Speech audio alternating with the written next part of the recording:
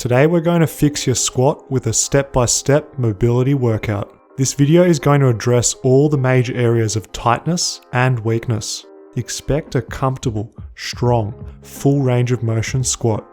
Hey everyone, Daniel Vadnal, physiotherapist, here for Fitness FAQs. Let's begin with arguably the most important area to fix for a full range of motion squat. It's important we stretch and lengthen what's tight and activate and strengthen what's weak. The Fisherman's Ankle Mobility Exercise for increasing ankle dorsiflexion. 10 to 25 kilos is perfect for most people.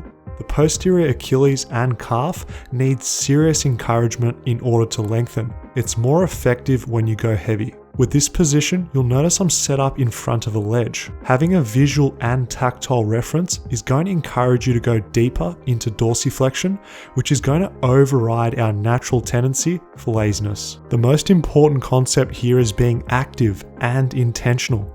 With the fisherman's position, you're pushing the knee as far forward over the ankle as possible. Visualize lifting the toes in order to engage the tibialis anterior. Of course, in the position itself, the foot remains flat and we're getting relative dorsiflexion. However, with the correct cueing, this position will fatigue the front of the shins.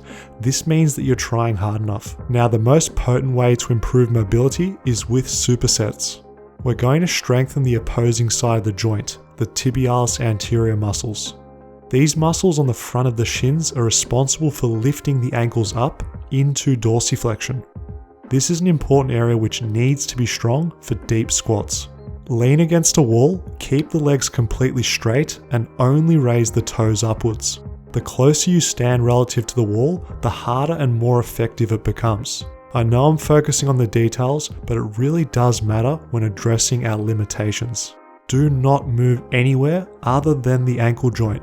Less extraneous movements elsewhere, the better your squat is going to become. It's time to move up the chain and address the hips. Feeling tight hip flexors and quads is a struggle that most of us have. Get ready to lengthen and strengthen these problems. Keep a posterior pelvic tilt, squeeze your bum, and lean backwards with an upright posture. Go down as far as you can comfortably go while keeping the knees on the ground. Using a band is going to make it possible to go further than you could otherwise. We're getting an optimal balance between intensity of mobilization while at the same time getting deep. This movement is going to very effectively open up the hip flexors and quadricep muscles on the front of the thighs. What makes it so special? We're being active in the movement. Our body is going to be comfortable and strong entering a deep squat. As you can see, we're controlling the eccentric or lowering phase, lengthening while strengthening for permanent mobility. Of course, this sounds good in theory, but it takes effort, it takes work. There should be no surprise why it's effective.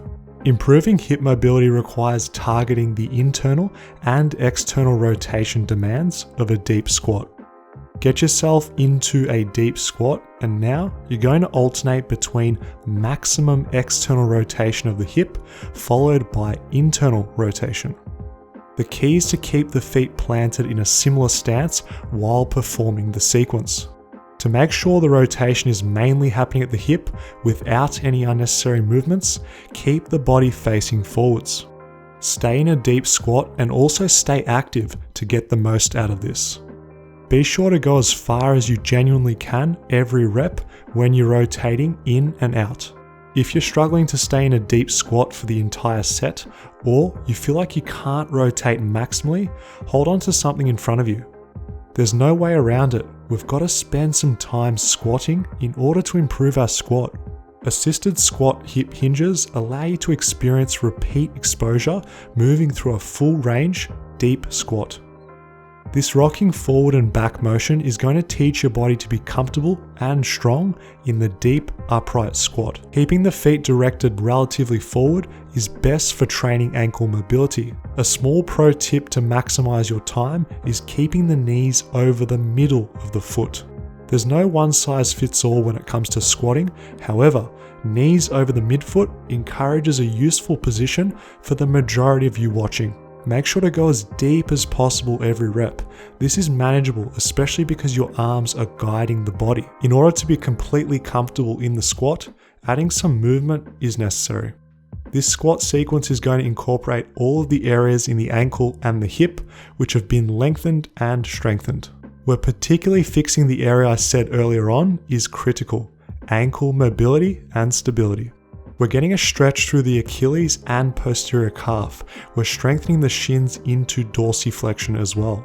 We're getting motion in the squat, which demands stability and depth in the hip joint. Most of all, it's simply fun to use our newly improved mobility in the squat. Keep consistent and keep improving bit by bit. I'd like to leave you with a few practical tips to get the best results. So how often should you do this squat mobility routine? I'd honestly recommend every single day. It's not that difficult to do. It's not tiring. It doesn't take that much time. It's going to make your body feel incredible, and it will create this positive feedback loop, this habit as well. You're going to feel better in your body. Your range of motion is going to improve, and it's just going to make it easy for you to stay consistent with doing this. At a minimum, I'd say 3 times per week will still change your body over time, but it won't happen as quickly. Another thing I'd do is just spend more time in the squat position daily. Try and accumulate 5 minutes in the squat. You can do this with your heels elevated. That's completely fine, but the key is just to spend time in the squat. Let's talk about expectations. When you're doing squat mobility, it's not going to change overnight. You've spent your whole life moving in a certain way. In order to see adaptations to how far you can move, how deep you can squat, it's going to take months. That's just the honest truth. No matter if you're doing the perfect stretches, the perfect strength routine, the body takes time to adapt. It's a hard pill to swallow, but it's just something to consider, because if you do this in the short term and you're not seeing gains, don't beat yourself up. You have to stay the course and you have to stay consistent. With that mindset, over time, you're going to adapt. Now, in your regular workouts, to make your squat mobility last and also to improve on it, I want you using a full range of motion on squats, lunges, all those strength movements that get you into that deep squat, because you'll build strength in those deep positions. This is the biggest key takeaway from this video.